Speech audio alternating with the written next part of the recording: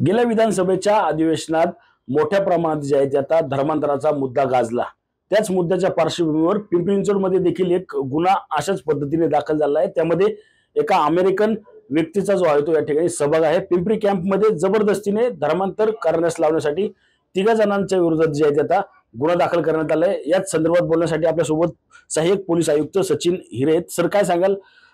3 जणांविरुद्ध जो आहे तो गुन्हा दाखल केलाय, त्यामध्ये एक अमेरिकन नागरिकाचा देखील समावेश आहे। पिंपरी कॉलनीमध्ये सकाळी 11:30च्या दरम्यानचा हा प्रकार आहे।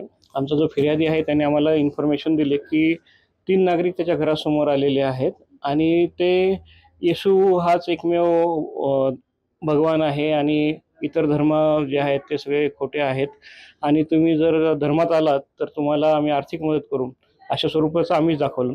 ही माहिती मिळताच आम्ही तात्काळ दखल घेतली। पोहोचून तिथं असलेल्या 3 नागरिकांना ताब्यात घेतलं।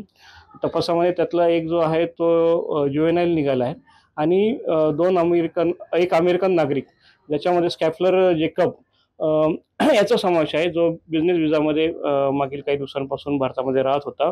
आणि त्याचबरोबर स्टीफन कदम हा अजमेरा कॉलनी पिंपरीमधला रहिवासी, यांना आम्ही ताब्यात घेतलेला आहे। त्याच्यामध्ये भारतीय न्याय संहिता कलम 299, त्याचप्रमाणे फॉरेनर ॲक्ट सेक्शन 14B आणि 14C अंतर्गत गुन्हा दाखल केलेला आहे। तपासाची कारवाई चालू आहे। सर, आपण पाहिलं जातं यात इंटरनॅशनल कनेक्शन जे आहे ते समोर होतं, अमेरिकन नागरिक जो आहे तो त्यामध्ये आढळून आलेला आहे। आता कशा पद्धतीने जो आहे तो हा तपास असणार आहे, त्यामध्ये विदेशी कनेक्शन जे आहे ते समोर आले। ह्या तपासामध्ये आमचं सायबर सेल जे आहे ते सुरुवातीपासून इन्व्हॉल्व झालेलं आहे। या नागरिकाचा ईमेल डाटा आणि अकाउंट्स पण व्हेरीफाय करणार आहोत। तपास आता अतिशय सुरुवातीच्या टप्प्यात आहे। काल रात्री उशिरा गुन्हा दाखल झालेला आहे।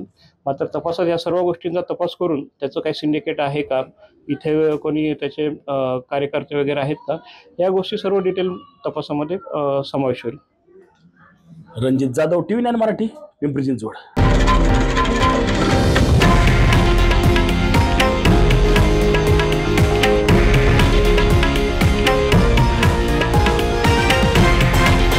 हे आहे देशातील नंबर 1 न्यूज नेटवर्क आणि आपण पाहत आहात TV9 मराठी, एकमेव।